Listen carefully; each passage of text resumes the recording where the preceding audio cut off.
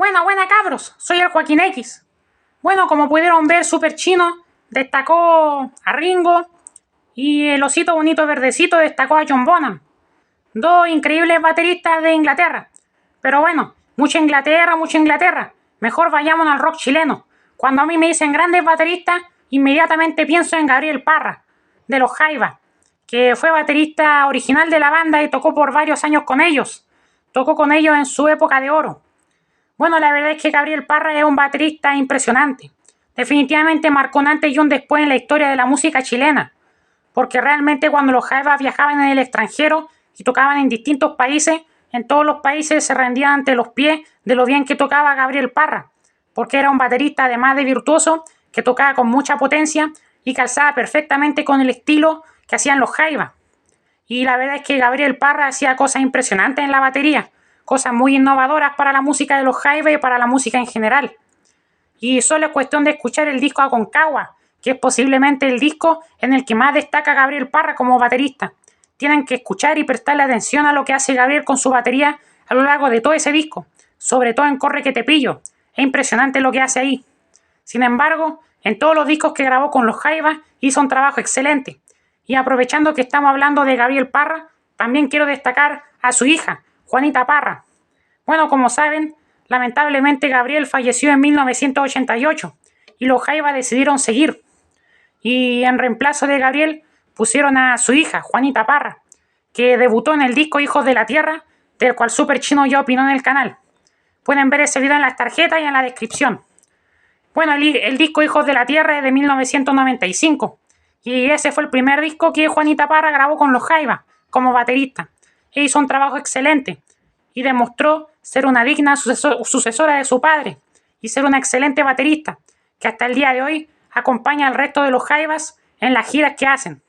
Y también grabó otros discos más que los Jaivas hicieron el resto de los 90, hasta el último disco del 2001, que sería Revol. Y bueno, la verdad es que Juanita Parra es una baterista excelente y definitivamente los Jaivas, en cuanto al baterista que podían tener después de Gabriel Parra, no pudieron quedar en mejores manos.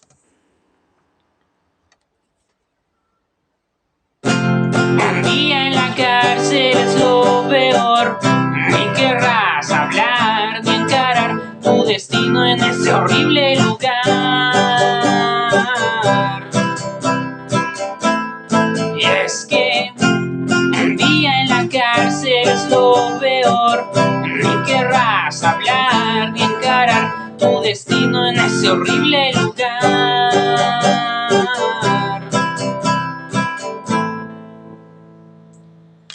Y bueno, la verdad es que los bateristas que hemos mencionado hasta ahora, si se dan cuenta, son todos muy bien valorados. Bueno, quizás Ringo no tanto, pero Ringo sí que es muy influyente. Creo que eso es indiscutible. Y claro, John Bonham y Gabriel Parra y Juanita son bateristas muy destacados y que siempre se les ha considerado de los mejores bateristas en su respectivo género. Sin embargo, un baterista que yo siento que es muy infravalorado y que la verdad es que sinceramente sin ningún problema puede ser uno de mis 3 bateristas favoritos de la vida, es Bill Ward. Bill Ward, que como saben fue el baterista original de Black Sabbath. Bueno, Black Sabbath es una de las bandas favoritas de mi vida. Si bien a mí siempre me gusta más el pop rock, más que el hard rock o que el heavy metal, debo decir que de ese apartado de bandas de hard rock y de heavy metal, la banda que más me gusta de ese apartado definitivamente es Black Sabbath. Yo escuché por primera vez a Black Sabbath con 12 años y me marcaron profundamente. A mí de Black Sabbath me gustan sobre todo sus primeros discos, con su primera alineación, los que grabaron en la década de los 70, porque después lanzaron muchos discos más y cambiaron de alineación, cambiaron hasta de cantante, porque como saben en la alineación clásica de Black Sabbath estaba el carismático e icónico Ozzy Osbourne, pero después llegó Ronnie James Dio, que también es un gran cantante, debo decirlo, y después cantó el cantante de Deep Purple, y después cambiaron varias veces de vocalista y también de baterista. Casi siempre en Black Sabbath se mantuvo Tony Iommi y la mayoría del tiempo también Geezer Butler. Sin embargo, Bill Ward formó parte de la alineación original de Black Sabbath en la década de los 70, en los primeros históricos discos de la banda. Y debo decir que para mí Bill Ward siempre ha sido un tremendo baterista. La verdad es que yo lo considero uno de los mejores bateristas de la historia del rock.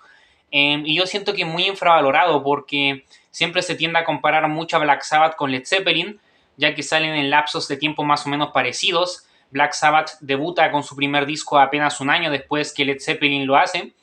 Y debo decir que si bien yo estoy de acuerdo en que John Bonham es uno de los mejores bateristas de la historia de la música, eso no lo pongo en duda, para mí Bill Ward no está tan lejos de eso, sinceramente. Lo que pasa es que yo creo que John Bonham fue más influyente como baterista. Sin embargo, yo creo que Bill Ward es igual de bueno. O sea, si alguien me dice que encuentra que Bill Ward es mejor baterista que John Bonham, yo no se lo discuto, yo no encuentro que sea una locura, porque para mí está muy a la par. Yo siento que siempre se ha valorado mucho a John Bonham y está muy bien valorado, no digo que esté sobrevalorado, pero siento que se le valora mucho a John Bonham, que se le valora lo que se le tiene que valorar, pero se le valora muy poco a Bill Ward. Y para mí están muy a la par, no solo porque son de épocas parecidas y hacen tipos de rock parecidos, que es rock pesado, y en el caso de Black Sabbath, que prácticamente inauguraron el heavy metal, sino que también yo siento que son bateristas que tienen mucho en común. Yo no voy a decir que Bill Ward es mejor baterista que John Bonham, porque no me quiero poner así de comparativo, y disculpen si es que lo hice, si es que me puse comparativo, pero lo que sí quiero decir es que a mí como baterista me gusta más Bill Ward que John Bonham. No digo que sea mejor que John Bonham, pero a mí me gusta y me llega más la forma de tocar de Bill Ward, pero es algo muy personal. Pero como digo, para mí Bill Ward debería ser igual de valorado que John Bonham, ni más ni menos. Para mí deberían estar muy a la par. Y siento que siempre se le deja muy de lado a Bill Ward, lo cual para mí es un error porque la verdad es que Bill Ward, además de ser un baterista muy despierto, que tocaba con mucha potencia y tocaba con mucha fuerza y calzaba muy bien con el sonido pesado y oscuro de Black Sabbath, también Bill Ward tenía mucha influencia de lo que es el jazz. Y esto se nota sobre todo en los primeros discos de Black Sabbath. Se nota mucho en el disco debut, por ejemplo, que es uno de los discos favoritos de mi vida. Por ejemplo, se nota mucho en el tema Wicked World, que para mí es el tema en donde mejor toca de este disco, aunque en todo el disco toca espectacular. También en el icónico Paranoid de 1970, el segundo disco de la banda, en canciones como el instrumental Rat Salad, o como en la última, Fairies Wear Boots. Lo que hace Bill Ward con su batería es alucinante, es de no creer, es increíble. No, insisto, no digo que necesariamente sea mejor que John Bonham, pero para mí no tiene nada que envidiarle como baterista, ¿ok? Eso es a lo que quiero ir. No estoy diciendo que Bill Ward sea mejor que John Bonham, sino que para mí están muy a la par. Para mí Bill Ward no tiene nada que envidiarle a John Bonham. Para mí son dos bateristas que son igual de buenos. Y a mí me llega mucho la forma de tocar de Bill Ward porque toca con mucha potencia y me gusta lo que aporta a las canciones. Siempre de escuchar Black Sabbath me fijo en la batería. También, por ejemplo, en el Black Sabbath Volumen 4, lo que hace y cómo toca Bill Ward la batería en Supernaut es impresionante, cómo se metamorfosea con el riff tan pesado y brutal que toca Tony Iommi en su guitarra, es brutal. Realmente para mí Bill Ward es definitivamente un baterista muy infravalorado y sin duda alguna quería mencionarlo y destacarlo en este video porque es uno de mis bateristas favoritos de la vida. Me llega mucho su forma de tocar por alguna razón. Y bueno, a continuación, el Osito Bonito Verdecito y Joaquín X también van a destacar a otros bateristas. Muchas gracias, Super Chino. El siguiente baterista que quiero destacar también es considerado uno de los mejores de la historia del rock y a su vez es uno de mis preferidos también, y sería Mitch Mitchell, que como saben perteneció a la banda The Jimi Hendrix Experience en la década de los 60. La verdad es que de por sí pienso que acompañar a un guitarrista tan increíble e inesperado como lo era Jimi Hendrix ya de por sí es un mérito. Y en The Jimi Hendrix Experience, que eran un power trio impresionante de rock psicodélico y de blues rock, que definitivamente fue una de las bandas más icónicas de la década de los 60, los tres músicos que conformaban esta agrupación eran increíbles. Obviamente no tengo nada que decir de Jimi Hendrix, que es uno de los mejores guitarristas de la historia de la música y que ha habido en la historia de la humanidad. También Noel Redding era un excelente bajista. Y ya que este video se trata de bateristas, quería destacar a Mitch Mitchell, que es un baterista alucinante. Que en paz descanse, porque falleció. Realmente el trabajo que hizo en los 3 discos que grabó con The Jimi Hendrix Experience es de culto. Es realmente una guía para cualquier baterista que quiera acompañar a un guitarrista increíble como Jimi Hendrix. Mitch Mitchell era un baterista muy despierto y era de esos músicos que al tocar su instrumento te dejaban boquiabierto. Y realmente para mí destacaba por mérito propio. Y además acompañó a Jimi Hendrix no solo en The Jimi Hendrix Experience, sino en gran parte de su carrera después de que incluso The Jimi Hendrix Experience se separara. Porque como sabemos, posteriormente, los últimos años de vida de Hendrix, él continuó sin The Jimi Hendrix Experience, ya que se habían separado el trío original. Y bueno, ahora me toca a mí presentar a otro de mis bateristas favoritos. Y el que voy a presentar a continuación también pertenece a la realeza del rock chileno, porque fue el baterista de Los Tres, que como saben es una de las mejores bandas de la historia del rock chileno y una de las más importantes. Y estoy por supuesto hablando del baterista original de Los Tres, que es Pancho Molina, que recientemente Los Tres se volvieron a juntar y están haciendo exitosos conciertos. Y es un gusto que Pancho Molina haya vuelto a la banda después de más de 23 años de no pertenecer a ella, ya que la última vez que Pancho Molina tocó con Los Tres fue en la gira de despedida que Los Tres hicieron en el 2000. Después Los Tres volvieron en 2006, pero él no formó parte de este regreso, hasta ahora. Y bueno, la verdad es que Pancho Molina es un baterista alucinante. Es un verdadero virtuoso, al igual que todo el resto de los músicos que conforman Los Tres. En todos los discos que grabó con la banda hizo un trabajo excepcional, alucinante.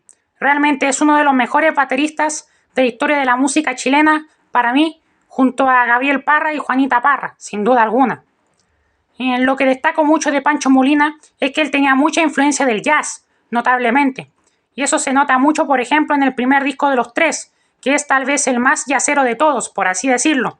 También yo creo que Pancho Molina tenía una gran habilidad para adaptarse a distintos estilos, como algunas canciones de pop rock o de rock alternativo que tocaron Los Tres a lo largo de su carrera, o también destaco mucho su trabajo en Se Remata el Siglo, porque ese disco es diferente al sonido que nos acostumbran Los Tres, ya que Se Remata el Siglo es un disco prácticamente de metal, muy influenciado por Faith No More, por ejemplo, completamente diferente al sonido clásico de Los Tres que predomina en su discografía. Y Pancho Molina supo adaptarse perfectamente a ese sonido, y su trabajo como baterista en Se Remata el Siglo es impecable.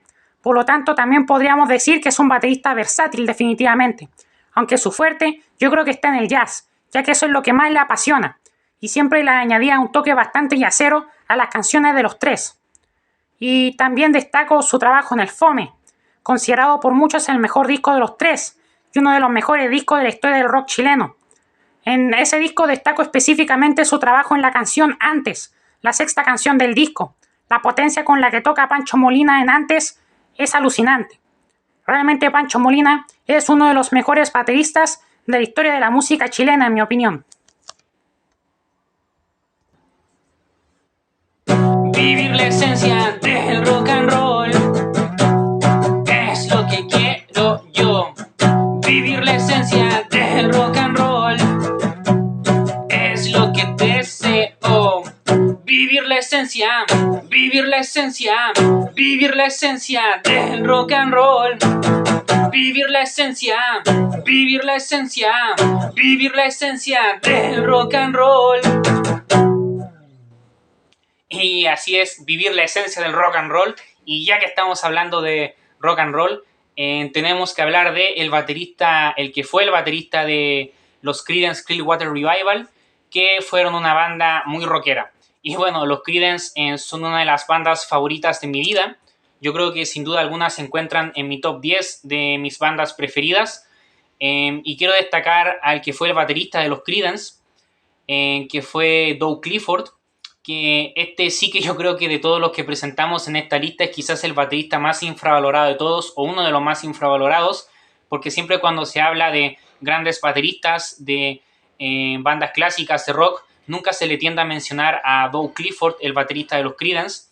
Y la verdad es que yo no les voy a decir que Doug Clifford es el mejor baterista de la historia del rock o que es el baterista más innovador ni nada por el estilo, sino simplemente quiero destacar la forma de tocar de Doug Clifford y lo que aporta a los Creedence, porque para mí es parte fundamental del sonido de la banda. Para mí él calza muy bien con el sonido de los Creedence, y también como que siento que se compenetra muy bien con el resto de los integrantes, sobre todo con las guitarras de los Fogerty y con el bajo de Stu Cook. Y la verdad es que destaco principalmente a Doug Clifford por su gran destreza, por siempre tocar la batería muy concentrado y por hacer un gran trabajo como baterista, porque realmente, si bien Doug Clifford no es un virtuoso como tal, ni nunca en los Creedence hizo como una especie de solo de batería virtuoso, algo por el estilo, destaco mucho su forma de tocar porque tocaba con mucha potencia y hacía un excelente trabajo como baterista. Y yo creo que esto se nota literalmente del segundo uno en la discografía de los Creedence, porque si ustedes se fijan cómo empieza el primer disco de la banda, de 1968, con I Put a Spell on You, que bueno, es uno de los clásicos de la banda, aunque es un cover, pero es una gran versión, la de los Creedence. Si ustedes se fijan cómo empieza la versión que tocan los Creedence de I Put a Spell on You, que abre su disco debut, literalmente Doug Clifford es el que empieza la discografía de los Creedence con taca taca taca taca taca taca tun tun tun tun, y ahí se unen las guitarras y el bajo y es impresionante ese inicio. La verdad es que ese inicio de disco es para mí uno de los mejores inicios que he escuchado en un disco de rock, la verdad. A lo largo de todo el primer disco los Creedence hace un trabajo excelente como baterista. También lo sigue haciendo en los siguientes discos de la banda, como en el Bayou Country o como en el Green River. También en mi disco favorito de los Creedence, que es el Will and the Poor Boys. Y destaco sobre todo el trabajo que realiza especialmente en el Cosmos Factory. Yo creo que este es el disco en el que Doug Clifford mejor toca la batería, porque a lo largo de todas las canciones hace un trabajo impresionante en la batería, con una destreza fabulosa, con mucha potencia. Por ejemplo, en la canción que abre el disco, que es Rumble Tumble, que dura 7 minutos, es increíble lo que hace Doug Clifford ahí con su batería. Está despierto en todo momento y está atento a todos los cambios que va teniendo la canción. También destaco mucho sobre todo el trabajo de Doug Clifford en la batería cuando los Creedence se ponían rockeros, especialmente en los rock and rolls, por así decirlo, en los rock and rolls, como en Traveling Band o como en Ooby Dooby. Ese tipo de temas que son como rock and rolleros, en ese tipo de temas como que Doug Clifford daba lo mejor de sí como baterista de rock and roll. Realmente Doug Clifford es un excelente baterista de rock and roll y lo demostró en todo este tipo de canciones que tocaron los Creedence a lo largo de su carrera.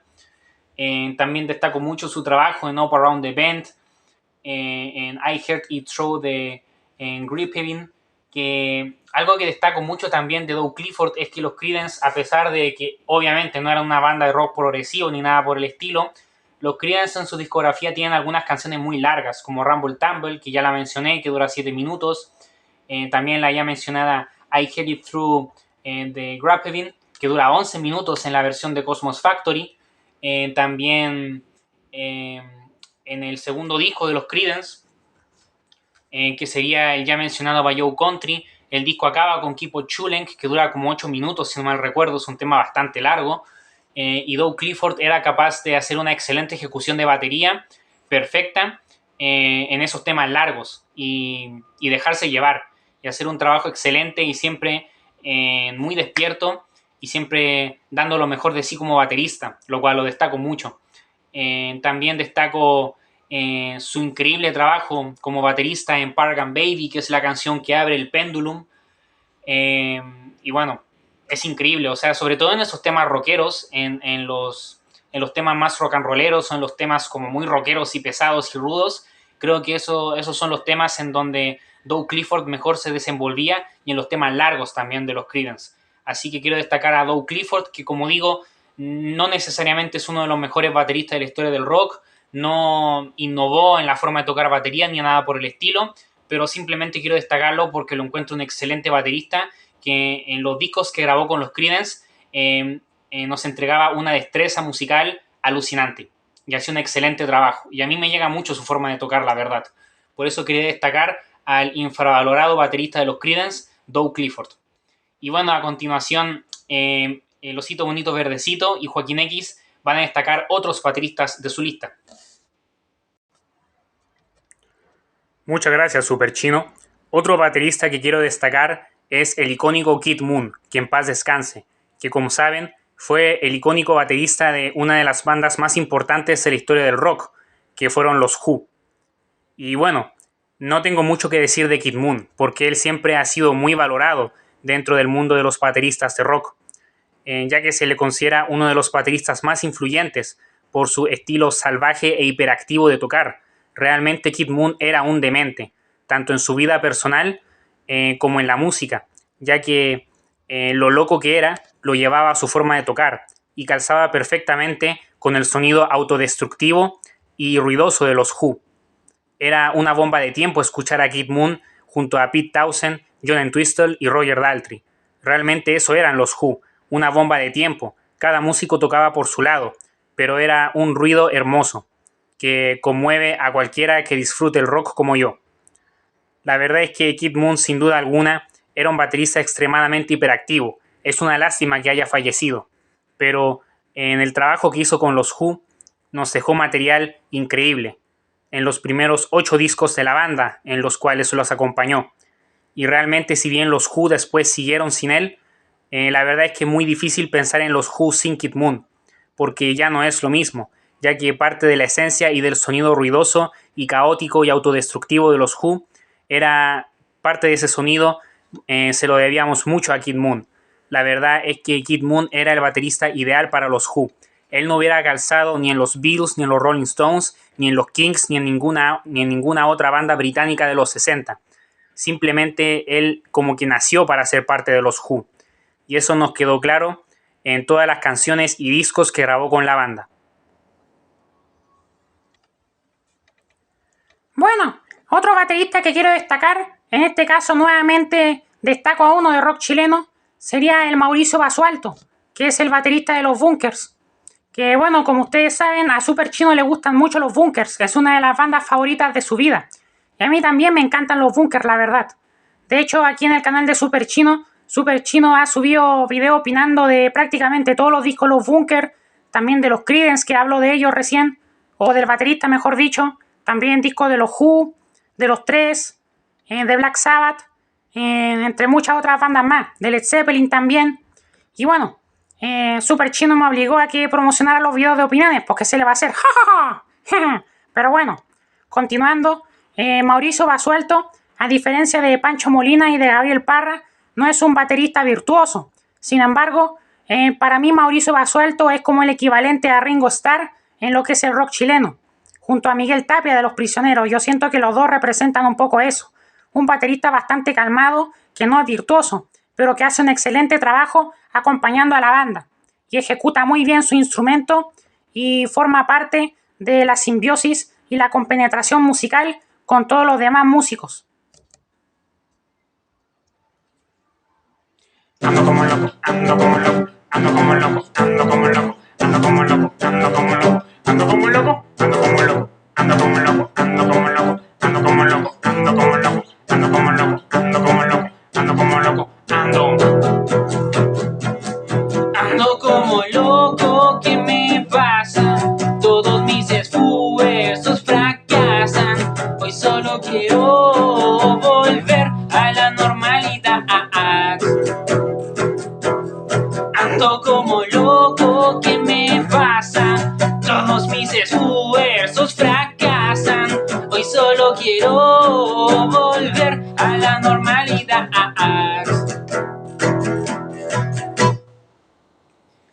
Y bueno, sí, ando como loco, tal como Kid Moon, que era un baterista muy loco. También otro baterista que yo siento que es muy loco, pero que a la vez también le destaco, que sabe contenerse, es Stuart Copeland.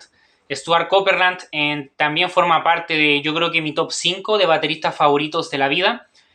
Bueno, The Police es una de mis bandas favoritas, definitivamente The Police es una de mis 10 bandas favoritas de la vida. Y debo decir que los 3 músicos que conformaron The Police, que fueron Sting, Andy Summers y Stuart Copeland, Para mí son músicos increíbles y para mí eran un power trio simplemente perfecto, que fueron exponentes del New Wave a finales de los 70 y principios de los 80. Pero si hablamos de bateristas que a mí me gustan mucho, quiero destacar sin duda alguna al baterista de The Police, que es Stuart Copeland, el cual hizo un excelente trabajo en los 5 discos que grabó de la banda.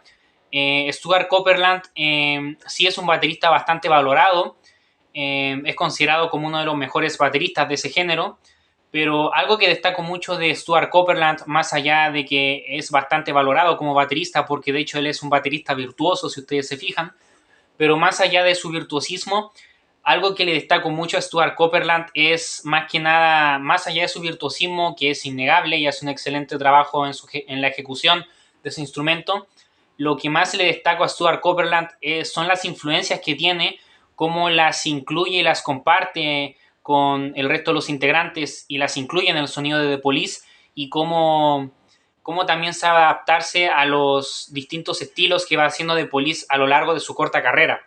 Me explico. Por ejemplo, el primer disco, Outlandos d'Amor, de The Police, de 1978, es un disco en su mayoría de New Wave. Es uno de los discos más importantes de la historia del New Wave de esa época. Y si ustedes se fijan, el disco, a pesar de que es New Wave, también tiene mucha influencia más que nada del punk. Hay algunos temas como muy punkies, como Roxanne, o como True Hits Everybody, o como Peanuts, en la forma de tocarse más que nada en la potencia y en la simpleza. Y claro, Stuart Copeland hace un excelente trabajo como baterista de punk, podríamos decir, en ese disco, o con influencia de punk, o sonar como punk junto al resto de los integrantes de The Police, además de ser de por sí un buen baterista de New Wave. En el segundo disco, en Regata de Blanc, hay mucha más influencia del reggae, que es algo que predomina mucho en la carrera de The Police, pero especialmente en el disco Regata de Blanc destaca mucho. Y Stuart Copeland tiene mucha influencia del reggae. Y en ese disco en específico, en el Regata de Blanc, se nota mucho la influencia del reggae, no solo en The Police, sino especialmente en Stuart Copeland como baterista. Hace un montón de arreglos y detalles muy interesantes que enriquecen a las canciones. Para mí, el perfecto ejemplo de ello es Bring on the Night, y mejor aún, Walking on the Moon, que hace un trabajo alucinante con los platillos y con los arreglos que mete a su batería, que le dan un toque muy especial a la canción y a todo lo que interpreta Stuart Copeland junto al resto de la banda. También el espíritu como improvisador y la presencia de instrumentales que tiene Senjata Mondata. También aquí destaca mucho Stuart Copeland en ese sentido como baterista, ya que Senjata Mondata es un disco muy instrumental. También destaco mucho cómo Stuart Copeland supo adaptarse al cambio de sonido de The Police en Gods in the Machine y en el Synchronicity, porque en el Synchronicity como que se supo controlar, o sea, realmente en el Synchronicity no hace cosas virtuosas ni nada por el estilo, como sí lo hacía en el Outlandos d'Amor, que tocaba con mucha potencia, con influencia del punk, mientras que en Regata de Blanc también tocaba con mucha potencia en los temas más rockeros, pero también tenía esa influencia del reggae muy marcada. Si bien también hay algunos temas con cierta influencia reggae en Synchronicity, pero en Synchronicity, en el disco completo, Stuart Copeland como que toca más como un baterista normal, como más controlado. Y eso habla muy bien de él porque sabe adaptarse muy bien a los estilos que va tocando The Police a lo largo de su carrera y dependiendo del disco y las canciones. Entonces eso es lo que principalmente le destaco a Stuart Copeland, que además de ser un virtuoso y de ser un excelente baterista, también destaco que las influencias que tenía de jazz y de reggae aportaron mucho al sonido de The Police, y también sabía adaptarse muy bien a los cambios musicales de la banda. Y eso, por supuesto, que lo destaco muchísimo. Y bueno, a continuación, el animal que nadie sabe qué es va a decir cuál es su baterista favorito. Él habla muy lento, así que va a decir simplemente uno. Así que los dejo con él. Muchas gracias, Super Chino. Mi baterista favorito es Nick Mason, de Pink Floyd, porque Pink Floyd es una banda muy volada, así como yo, que soy muy volado. Y por eso destaco mucho a Nick Mason, que para mí es un baterista muy infravalorado.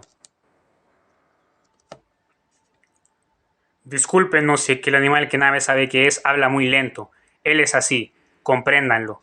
Por eso solo dijo su baterista favorito, que es Nick Mason. No se preocupen, él es así. Ahora le toca a Joaquín X decir otro baterista que destaca, pero hasta ahora ha destacado puros bateristas de rock chileno. Menciónate un baterista de otro país, mejor. Oye, ya, me andan criticando porque destaco puros bateristas de rock chileno. Bueno, aquí en el canal de Super Chino todos somos chilenos, por eso es que destaco mucho a las bandas de rock chileno, porque nos gusta el rock chileno. También nos gusta el rock argentino y de otros países también. Pero bueno, igual es cierto, Osito Bonito Verdecito, que puro mencioné bateristas de rock chileno, ahora que me doy cuenta.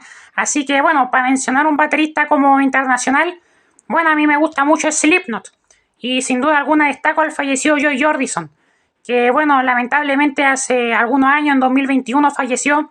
Super Chino le hizo un video dedicatorio a este gran baterista que lamentablemente falleció, aunque él ya había salido varios años antes de Slipknot. Pero bueno, de todas formas, ya sea con Slipknot o con otras bandas, otros proyectos que hizo, Joy Jordison sin duda alguna fue uno de los mejores bateristas de la historia del metal y uno de los más influyentes para el metal de los últimos 25 años. Sin duda alguna, Joy Jordison, un baterista alucinante que tocaba con la batería al revés. Con eso te digo todo. Un baterista increíble y un baterista que dejó un antes y un después, no solo en Slipknot, sino en la historia del metal moderno y de la música. Muy bien, Joaquín X. Por fin destacaste un baterista que no es solo de rock chileno. Te felicito. Sí, es que a mí me gusta mucho el rock chileno, como se pudieron dar cuenta. ¡Ja, ja, ja!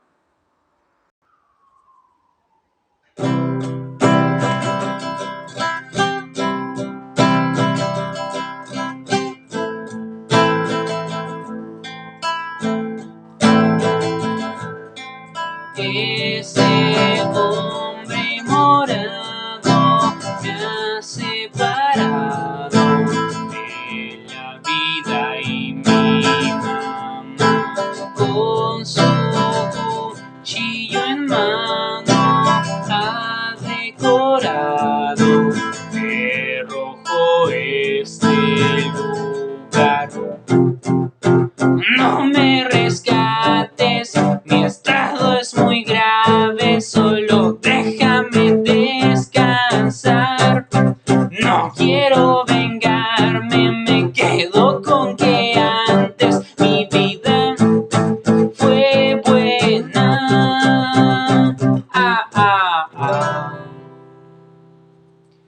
Y bueno, finalmente vamos a llegar ya a la última parte de los últimos bateristas que vamos a mencionar en este largo video. Discúlpense que ha sido muy largo, pero bueno, el último baterista que por mi parte por lo menos voy a mencionar es el que fue el baterista permanente de una de las bandas favoritas de mi vida, que a su vez es una de las bandas más importantes de la historia de la música, que son los Rolling Stones, como ustedes saben. Y por supuesto que estoy hablando del fallecido Charlie Watts, que lamentablemente también falleció en 2021 junto a Joy Jordison. Qué horrible que en 2021 fallecieron dos grandes bateristas como lo son Charlie Watts y Joy Jordison, tal como dijo el Osito Bonito Verdecito. Perdón, tal como lo dijo Joaquín X, que se me confunden a veces, perdón. Y claro, la verdad es que Charlie Watts, desde el momento en el que yo empecé a escuchar a los Rolling Stones hace varios años, que se convirtió en uno de los bateristas favoritos de mi vida. La verdad es que yo creo que Charlie Watts tiene mucha semejanza con Ringo, en el sentido de que a ninguno de los dos le gustaba hacer solos de batería. Digamos que ninguno de los dos buscaba destacar en la batería, ni nada por el estilo. Ellos simplemente querían sonar y compenetrarse con el sonido del resto de los músicos de su banda. Y en ese sentido yo creo que Charlie Watts tiene una filosofía muy similar a la de Ringo. Solo que yo siento que la forma de tocar de Charlie Watts era mucho más cruda Y también le destaco a Charlie Watts de que también se sabía adaptar a distintos estilos, porque mucha gente piensa que los Rolling Stones hacían solo rock y blues, pero los Rolling Stones hacían más que eso. O sea, por ejemplo, en los primeros discos los Rolling Stones, como saben, hacían covers de blues. Y de hecho, curiosamente, así como si fuera un círculo, el último disco que Charlie Watts grabó completo con sus majestades satánicas fue un disco de blues, tal como empezó lo que empezó a tocar con los Rolling Stones, que fueron cover de blues, acabó también. Lo último que Charlie Watts grabó en un estudio tocando con los Rolling Stones fueron covers de blues, tal como lo hizo cuando recién entró a la banda con el disco Blue and Lonesome de 2016, coincidentemente, ya que este es el último disco en donde Charlie Watts grabó su batería en su totalidad, ya que en el Hackney Diamonds, que es el disco que los Rolling Stones publicaron en 2023, el más nuevo, que es una maravilla, a mí me encantó. Este disco, el Hackney Diamonds, hay 2 canciones en ese disco en las cuales toca Charlie Watts la batería, pero no en el disco completo, en solo 2. Igual es hermoso que haya alcanzado a tocar en 2 temas, aunque sea, pero bueno, pero de disco completo de los Rolling Stones, de estudio, el último que alcanzó a grabar fue el Blue and Lonesome, covers de blues, tal como empezó con sus majestades satánicas más de 50 años antes. Entonces, eso le destaco mucho. Bueno, Charlie Watts destaca mucho como baterista, por ejemplo, en el Beggar's Banquet, en canciones como Stray Cat Blues, lo que hace ahí con su batería es brutal. También en varias canciones de Let It Bleed. También, por supuesto, que destaco el trabajo de Charlie Watts, sobre todo en el Sticky Fingers, que hace un trabajo alucinante como baterista. Suena muy potente su batería aquí, en canciones como Sway, como Brown Sugar, como Beach, y sobre todo en Sister Morphine. O sea, en Sister Morphine, esa entrada que tiene Sister Morphine, taca, taca, taca, taca, tan, es brutal, es increíble. Me encanta cómo entra en Sister Morphine. Inclusive, años antes de Sticky Fingers, que es un disco muy arraigado al clásico sonido de rock y blues de los Rolling Stones, también demostró ser un excelente baterista de pop británico, como en el disco Between the Buttons, o también de rock psicodélico, incluso en el Their Satanic Majesty Requests. Este es un disco rock psicodélico en el cual Charlie Watts supo adaptarse perfectamente. O sea, como Charlie Watts toca la batería en canciones como She's a Rainbow, o algunas canciones que quedaron fuera de este disco, que son sencillos y lados B, como Dandelion, que me encanta, o como en Citadel, que es así, forma parte del disco, entre otras. Realmente el trabajo de Charlie Watts como baterista rock psicodélico es fascinante en el Their Satanic Majesty Requests. A pesar de que este disco muchos lo odian, a mí me encanta y destaco mucho sobre todo el trabajo de Charlie Watts en la batería, porque Charlie Watts supo pasar de ser un baterista de rock y de blues a un baterista de rock psicodélico. Después también Charlie Watts supo adaptarse a las influencias reggae y de funk que los Rolling Stones tuvieron en la década de los 70, también a cierta influencia de música disco y un poco de punk que tuvieron en el Some Girls para actualizar su sonido. Y bueno, Charlie Watts siempre estuvo ahí para mí. Si bien los Rolling Stones hoy en día siguen sin Charlie Watts, la verdad es que Charlie Watts estuvo con los Rolling Stones casi 60 años, y la verdad es que Charlie Watts es parte del sonido y del ADN de los Rolling Stones, y para mí los Rolling Stones son con Charlie Watts. O sea, me alegra que los Rolling Stones continúen a pesar de todo, pero de verdad que se le extraña mucho a Charlie Watts y es una lástima que haya fallecido, porque era un baterista increíble y siempre estaba ahí y daba gusto verlo ahí detrás en las baquetas junto a Mick Jagger, Keith Richards y Ronnie Wood, que fueron la alineación que más ha durado en la historia del rock, básicamente, en la historia de la música. Y bueno, es increíble y la verdad es que extraño mucho a Charlie Watts, para mí uno de los mejores bateristas de la historia del rock. También tenía mucha influencia de jazz, pero esa influencia de jazz la mostraba en sus proyectos fuera de los Rolling Stones más que nada.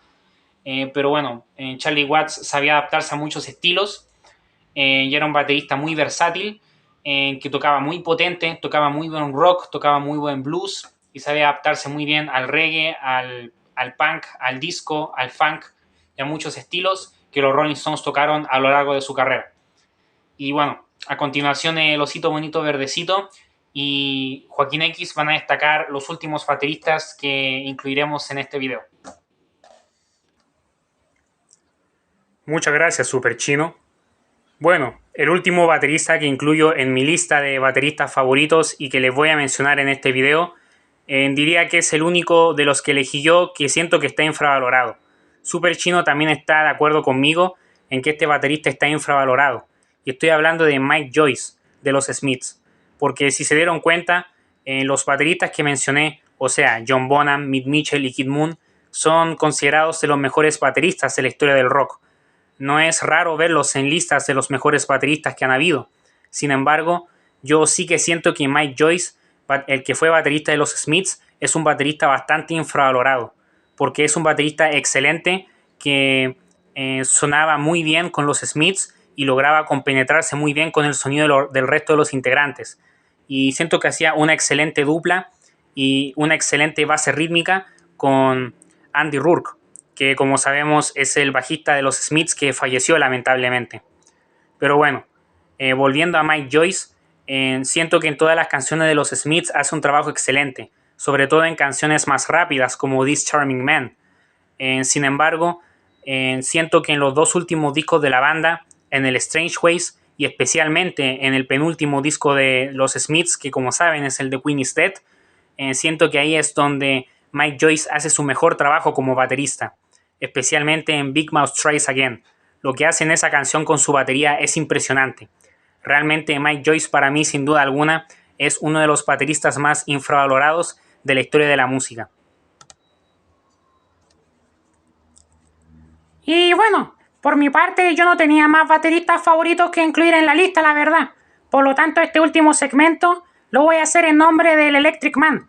Como saben, el Electric Man es amigo nuestro y él forma parte de la banda El Chino junto a mí. Y bueno, él no pudo aparecer en este video porque está haciendo trámite. Así que voy a destacar a dos bateristas que él me dijo que mencionara en este video en su nombre, que son de dos de las bandas favoritas de su vida, que serían Nirvana y Green Day. Bueno, en Nirvana por supuesto que destaca a Dave Grohl, que como saben fue baterista en Nirvana y después of Foo Fighters.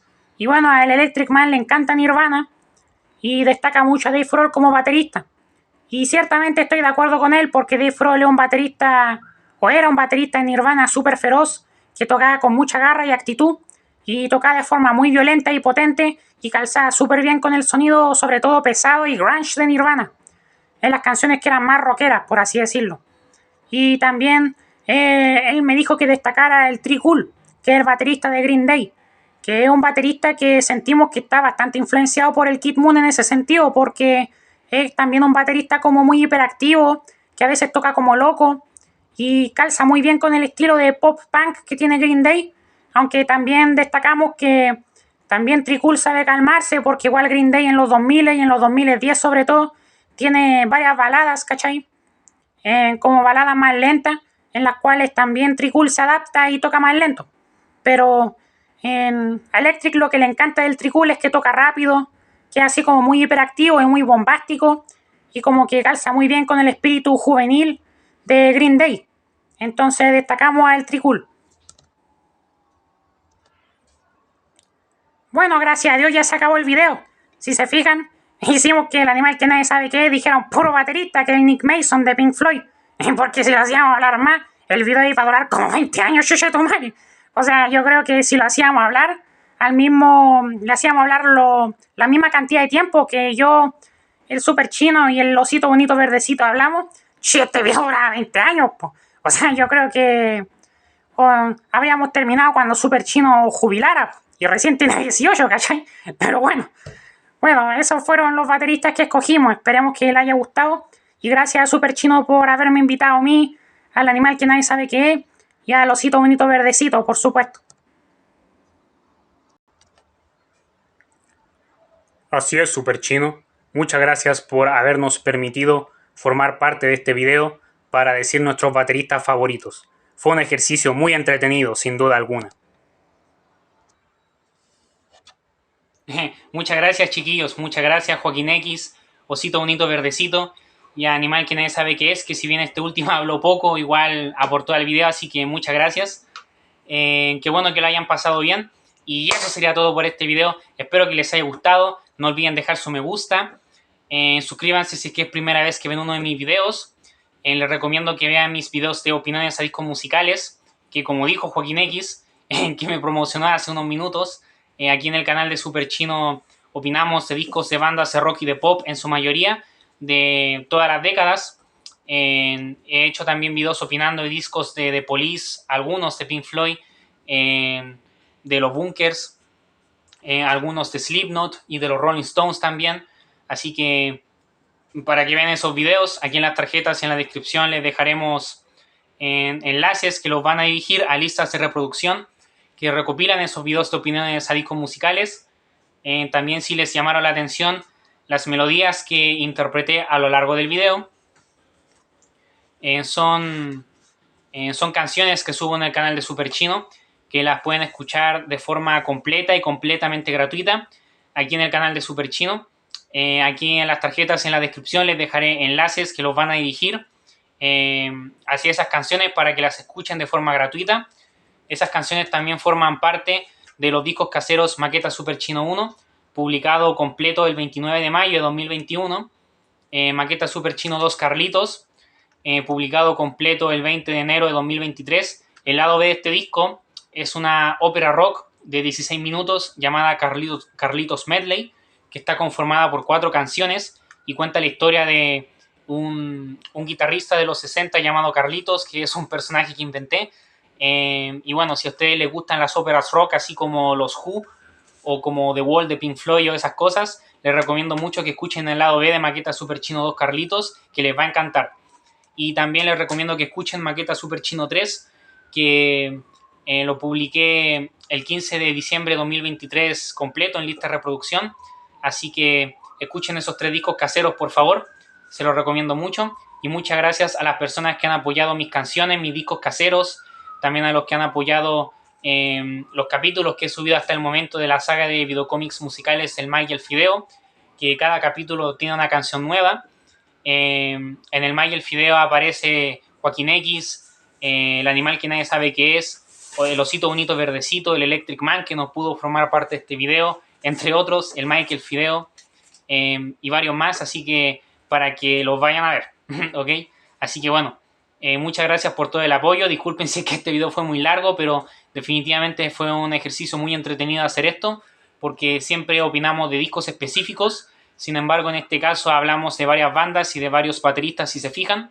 Además que igual es divertido porque yo no soy baterista, como les dije, yo soy guitarrista y compositor y toco un poco de piano también un poco, pero bueno, fue un ejercicio muy, muy bacán, la verdad. Y muchas gracias a el osito bonito verdecito, el animal que nadie sabe qué es, y a Joaquín X por haber participado. Así que bueno, eso sería todo. Espero les haya gustado. Paz, y sin nada más que decir, les deseo lo mejor. Chao, cuídense, aprovechen su vida y sean felices.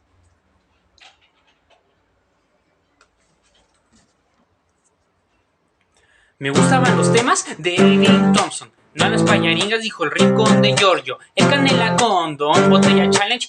Nos divertía, no mames. Si quería aprender algo de Marvel, veía de Top Comics en un instante. También gané la placa de oro y diamante con Ultrona for what. Voy a humillarte. YouTube de oro, el mejor periodo. YouTube de oro, el mejor periodo. YouTube de oro fue nuestro tesoro. YouTube de oro fue el mejor periodo. En 2011 a 2016 fue el mejor periodo de internet. En 2011 Horacio Germán creó su legendario canal. En 2012 el Rubio subió su parodia a Torero que se llamaba Minero. En los siguientes años estuvieron